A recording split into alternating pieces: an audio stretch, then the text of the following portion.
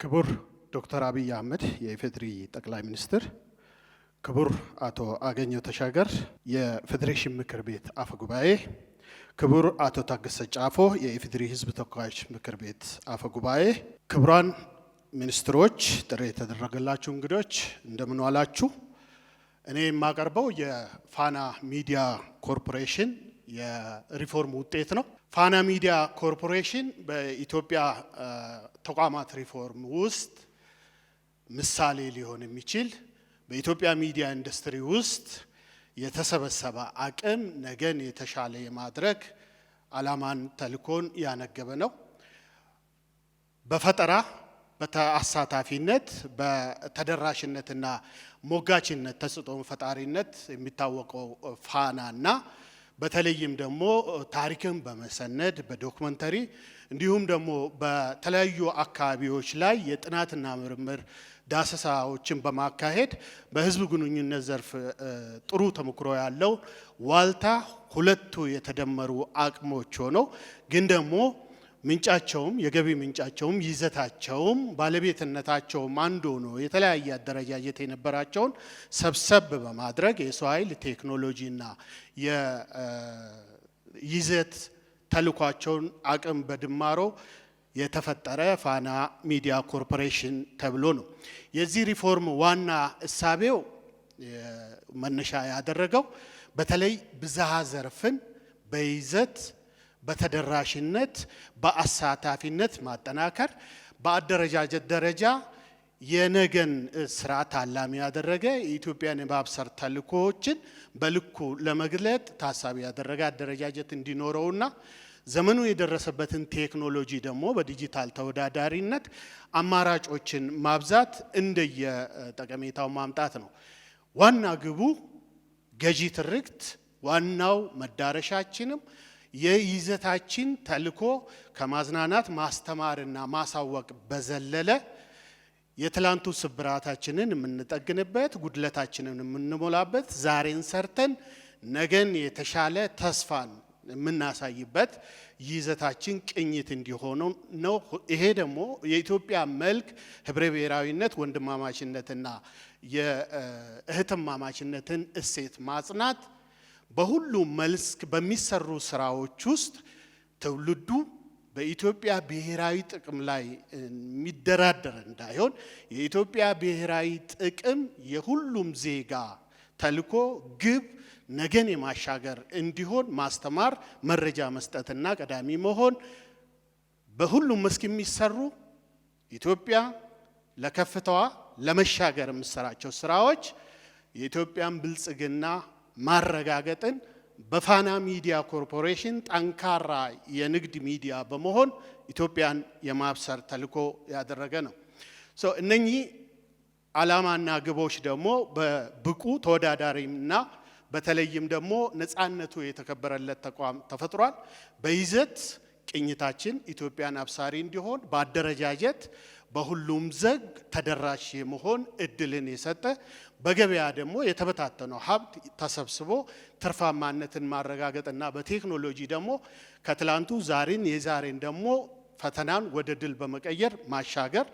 በይዘት ደረጃ ስናይ ደግሞ ባለፉት 30 ዓመት በኢትዮጵያ ሚዲያ ኢንዱስትሪ ውስጥ ያካበተውን የዳበረ የብሮድካስት ሚዲያ በብሮድካስት ጆርናሊዝም በብሮድካስት ቴክኖሎጂ በተለይም በግንባታና በማማከር በጥናትና ምርምር የኢትዮጵያ ሚዲያ ኢንዱስትሪ ተደምሮ ከፍ እንዲል የማድረግ ተልእኮን ያነገበ ነው። በይዘት ፈጠራና ተልእኮ ማዕከል ያደረገ አዳዲስ ፎርማቶች በተለይም ደግሞ በአቀራረብ ብዝሃነት ኢትዮጵያ መልክ እንዲገልጹ የሀሳብ ብዝሃነት፣ የህዝቦች አንድነት፣ መቀራረብ፣ ወንድማማችነትንና የኢትዮጵያ መልክ በየመስኩ መግለጽና ማስተጋባት በሀገራዊ አጀንዳዎች ላይ የራስን ሚና መጫወትና እንደ ሚዲያ ነገን የማሻገር ተልእኮን ገበያ መርነቱ ደግሞ በራስ ገቢ የመተዳደር ተምሳሌትነትን ገቢን ማመንጨትና ማደግን መለወጥን ማድረግ ነው።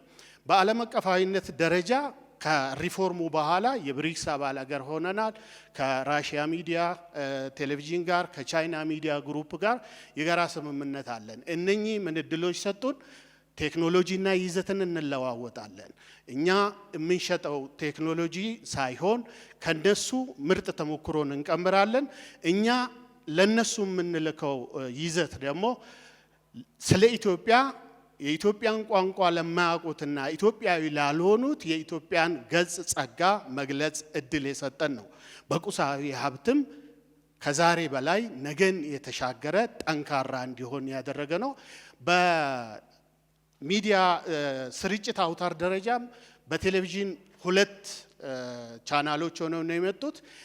ይሄኛው በተለይም የይዘት ተልኳችን ትርክትን የጋራ የሆኑ ጉዳዮቻችንን ብሔራዊ ጥቅምን በተልኮ ግቦች ላይ ጥልቅ ትንታኔዎች የምናደርግበት ብዝሃነታችንን የሚገልጽበት በቋንቋ የምናሳትፍበት ትኩረት የምናደርግበት ሲሆን ሁለተኛው ደግሞ ትውልድና ፈጠራ በተለይም የጥበብ ስራዎች የመዝናኛ ስራዎች እንዲሁም ደግሞ በየአካባቢው ያሉ ምርጥ ተሞክሮዎችን በዶክመንተሪ በመሰነድ ከዛሬ በላይ ነገን ተስፋ የሚያደርጉ ስለ ኢትዮጵያ ከፍታ የሚያስቡ ትውልድን መቅረጽ ነው።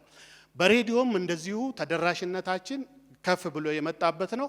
በተለይም ልዩ የሚያደርገው በአገራዊ አጀንዳ ላይ ከማዕከል የሚሰራጩ ጉዳዮች እኩል በሁሉም ኤፍኤሞቻችን ላይ ተደራሽ እንዲሆኑ በዛው ልክ ደግሞ በየአካባቢ እየተሰሩ ያሉ የልማት ስራዎች ምርጥ ተሞክሮዎች ለሌሎች ተደራሽ እንዲሆኑ የተናበበ ስራ እንዲሰራ የተደረገ ነው።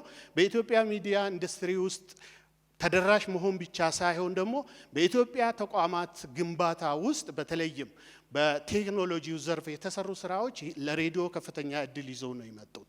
ምክንያቱም ሬዲዮ እጃችን ላይ መሆን ብቻ ሳይሆን ቴክኖሎጂው ተደማጭነትን ተደራሽነትን በሁሉም ቦታ እንድናገኝ እድል የተፈጠረበት ነው። በዚህ በኩል ወደ 12 ኤፍኤሞቻችን ቴሌቪዥንና ሬዲዮን ጭምር ዛሬ በአፕ እጅ ላይ የምናገኝበት የኢትዮጵያ መልካም ገጽታ የምናናበብበት የምናስተዋውቅበት ምክንያታዊነትና ነገን የመሻገር እሳቤዎችን የምናስተምርበት እድል ያገኘንበት ነው።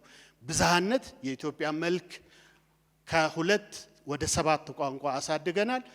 ብዝሃ ልሳን የሚባል አዲስ አበባና አዲስ አበባ ዙሪያ ለመጀመሪያ ጊዜ እያሰራጨን ያለን ነው። በአሳታፊነትም በተለይም መንግስት በሚሰራቸው የልማት ስራዎች ላይ የምንሰራቸው ስራዎች ላይ የህዝብ ተሳትፎ በጣም እየጨመረ ነው ያለው። ለምሳሌ አረንጓዴ አሻራን ብንወስድ በአንድ ጀመር ታሪክ የሰራንበትን ህዝቡ በጣም ፍላጎትና ተነሳሽነቱ የጨመረበት ነው። በዛው ልክ ደግሞ እንደ ፋና የመልካም አስተዳደር ጉዳዮችን ጠይቁልኝ በማለት አሁንም ድረስ ሬዲዮ የመረጃ ታማኝነትንና ተመራጭነትን አጠናክሮ የቀጠለበት ነው። ዲጂታላይዜሽን በዚህ ዘመን የመጣ እድልም ፈተናም ነው።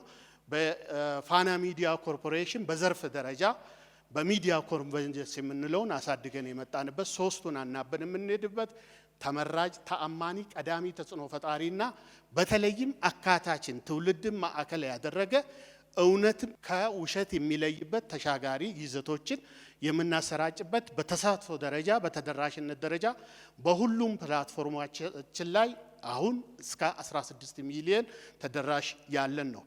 የተቋማት ግንባታ በተለይም ደግሞ መሰረተ ልማት ደግሞ የብዝሃ ድምጽ ሐሳብ ብቻ እቺን ሀገር ማሻገር የሚችልበት ሐሳብ ያለው የሚሳተፍበት የሚወያይበት የነጠረው የተሻለው ሐሳብ ደግሞ ለነገ ኢትዮጵያ አቅም የሚሆንበትን መደላድል የፈጠርንበት በርካታ ስቱዲዮዎች እየተሰሩ አሁንም እየተሰሩ ያሉበት ነው። የሚዲያ ስራ ምቹ አካባቢን ፈጠራን ባለቤትነት የሚጠይቅ ነው። በዚህ በኩልም በተለይም ምቹ የስራ አካባቢ መፍጠር ትልቅ ስራ የተሰራ ነው። ይሄ በእጃችን የገባው እድል ሙሉ አይደለም። ነገ ከኢትዮጵያ ትልቅ ተልእኮ ጋር ትልቅ ሚዲያ ተፈጥሮ መሄድ በይዘት ለህቀን መገኘት አለብን። የቀጣይ ልዩ ትኩረታችን ነው። በተለይ ምርታማነት፣ ሳቢነት፣ ሁሉንም እውነትና ውሸትን ገልጦ ነገን የተሻለ የሚያደርግ ትልቁ ተልኳችን ነው።